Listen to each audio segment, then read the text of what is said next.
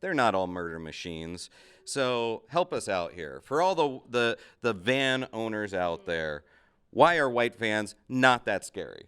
Some white vans sell ice cream and play music. That is true. So I don't think that makes it less scary. I was gonna say, I don't know if that reduces the creepy factor Those are the or ones that increases the kidnap creepy kids. factor. Did nothing to help the white van industry, guys. Sorry, we tried.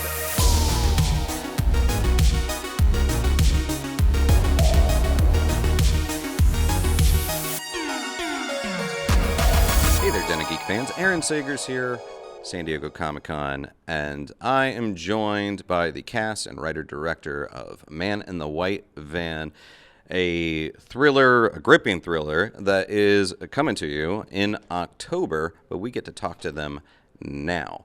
So, to kick things off, first off, I want to throw it to Warren.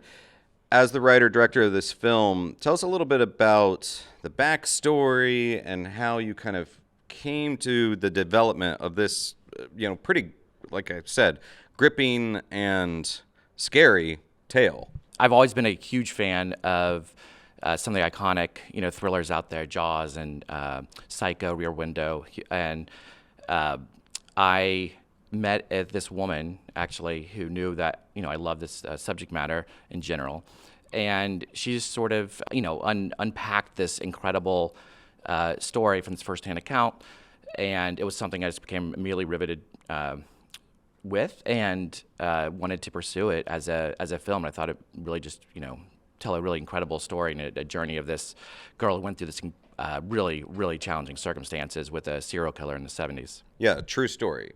Yeah, it's based on real events. And Madison, you play Annie, right? And your character is definitely going through the ringer in this film.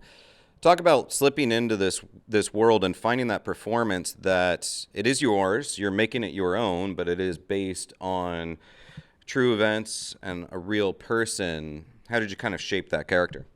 Yeah, I think it was definitely just a balance of going over the scenes, talking a lot with Warren, pre-production, and paying attention a lot to her journey and character development, trying to keep it as true as I possibly could with what I knew about the story, really learning the character first and then applying how I thought she would act, how I thought she would feel in certain situations. So I think it worked pretty well. Warren, what do you think? I think you nailed it. God. Well, and you do a great job too. Thank you. The and for the rest of the cast, I mean, Brec, Skai, and Gavin talk about this is a kind of a family drama. It involves friends. Talk about your entry point into this world, and I mean, was it a scary story for each of you to be involved in? Well, I really like scary stuff. So when I got into this film, I was like, this is going to be so amazing. But I really just got drawn to the character Patty. Obviously, she's Annie's best friend, so I feel like she's her biggest support. But her going through all this, I'm like, girl, it's just so much going on. But yeah, but I feel like this is just really fun to do, something that I always wanted to do. So I was really happy to be a part of this film. I was not Annie's biggest support. Yeah, it's opposite. I played Margaret, her older sister, and definitely cried wolf to Annie's, what I thought, tales. I remember the first time reading the script, and I definitely have an obsession with true crime, so immediately wanted to be a part of the project, and happy to be here. Yeah, for me, I love scary movies and stuff, so being a part of the set and watching it all come together is super cool, and learning how to, be in the role is super cool, and working with Warren is awesome. Well, and Warren, you kind of touched on this, and I'm kind of thinking about it now that throughout the course of the film, the white van is our Jaws, is our shark that is constantly pursuing victims. What were some of the tricks, what were some of the tactics that you utilized to really kind of amp up that level of suspense with a van? Well, first off, getting together with cinematographer Gareth Cox and really figuring out how we were going to shape the van and light it and position it, composition on screen to really bring out the element of fright and its intimidating and kind of menacing presence. And then also just, how we were going to create this sort of shark in the water, if you will, sort of circling Annie on the periphery before getting closer and closer and, striking like a great white shark. There's a lot of fascination with true crime as a genre, and I understand why. But this is a film. It's an entertainment property as well. So how do you sort of thread the needle of telling the story without fetishizing true events and deaths, that actually occurred? Well, that's a great question, and I think that, the cast, myself, the writers, producers, Legion M, Garrison Film, really wanted to tell the story as authentically as we could, and without making it a gore fest, without making it a slasher. Yes, there's a serial killer element to it, but I think some of the greatest filmmakers out there have really taught us that theater of the mind is much more powerful than necessarily seeing everything happen. So that was kind of a true north that we really took to it in the filmmaking process. I think if I could just add on to that, I think one thing that is really special about this film is the fact that you don't really see the killer. That was one thing that drew me in initially, is that I think that plays a part in not fetishizing it so much. It's it really is about the chase and, like Warren said, trying to stay authentic to Annie. It's not so much about the killer or the van. Yeah, the focus is on your character. It's on the people instead of glorifying the villain. As I say, that is one of the things that really drew me to the point of view and the perspective on this story in the first place, because most true crimes are about an investigative reporter or a detective who's trying to find their guy and unravel this mystery. And this story is really from the perspective of the protagonist and the victim, who has no idea that her world is about to be completely unturned by this ominous white van. So that said, I mean, how much did this is a scary real life story? How much did you guys actually, as a cast, look into these horrific crimes and whatnot? Because that stuff sticks in your head. Mm-hmm. Did you read up on it? Any of you?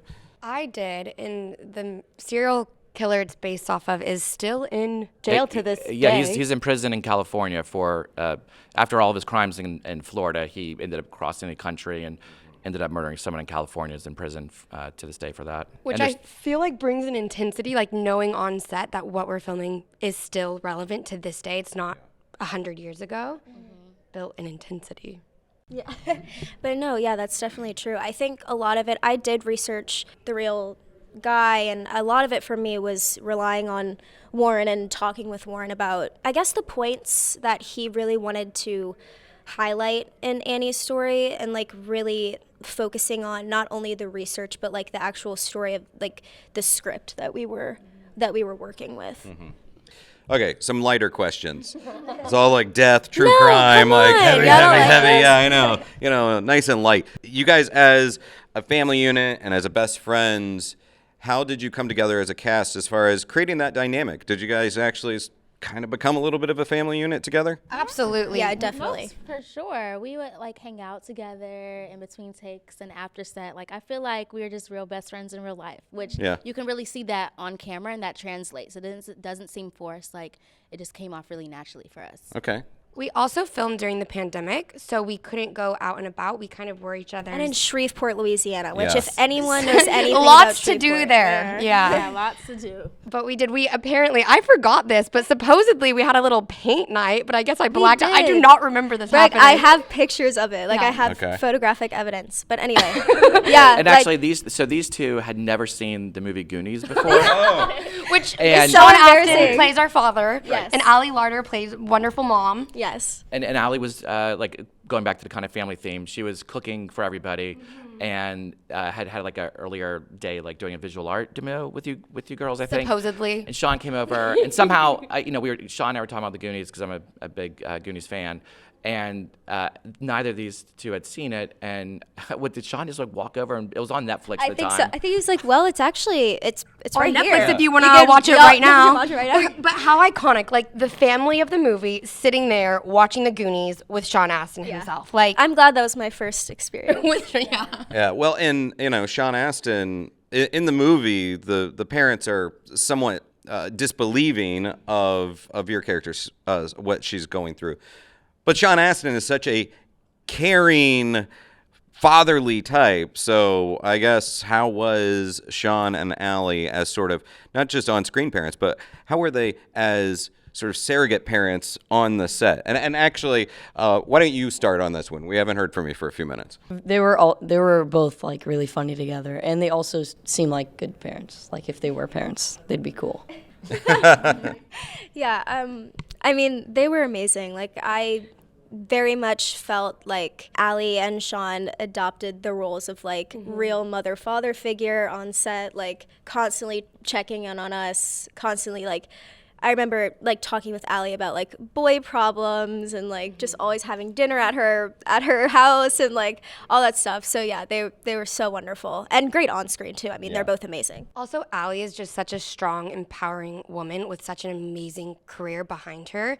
So just like getting to hear about her experiences through Hollywood over the past couple of decades was so educational. She's a rock star. Yeah. Yeah.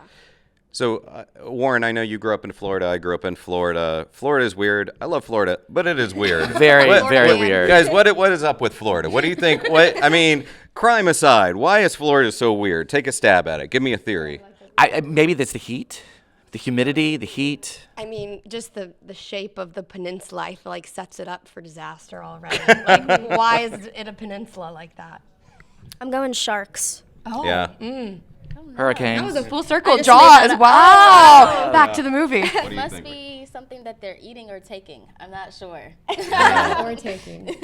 Do you have any thoughts, Gavin? Too many crazy animals out there. Yeah. I would not want to. I think you guys are on something, because I always say it's sort of like Diet Australia, where everything wants to still eat you or whatever. You got sharks, alligators, cockroaches, everything. And just finally, so this film really taps into the trope of the scary white van, and I feel like we need to do like a little bit of a PR campaign for white vans, because they're not all bad. They're not all murder machines. So help us out here. For all the van owners out there, why are white vans not that scary? Or are they just plain scary? Come on. They're scary? I have a story that's not scary. It's a little funny. Okay. The white van? Yeah, actually. So this type of role has been like a bucket list item for me for a very long time. And me and my best friend Ella, when we were little, we would jump on her trampoline, and every time we saw a white van, we would like hit the ground, like because we were so scared of them. But nothing ever happened. So I guess that's a testament to that. They're not scary, maybe? I don't think so. No? Some white vans Well, anyway. sell ice cream and play That music. is true. So I don't think that makes it less scary. I don't know if that reduces the creepy factor Those are the or ones that increases the kidnap creepy factor. kids. Okay, well, white van drivers, maybe y'all are just gotta take the scary road. If I'm walking around with my friends and we see a white van, we're both walking. Yeah, away. Yeah, like, we're not walking in yeah, that no. direction. It's not a good stereotype. Sorry, white vans. I know. We did nothing Sorry, to help not the sorry. white did nothing to help the white van nothing. industry, guys. Sorry, we tried. And don't worry, I'm not employed by big white van industry. So guys, it was a pleasure talking to you at San Diego Comic-Con. I hope you have a great rest of the con. And Man in the White Van is coming at you in October. Thank you, guys. Thank you so much. Appreciate it.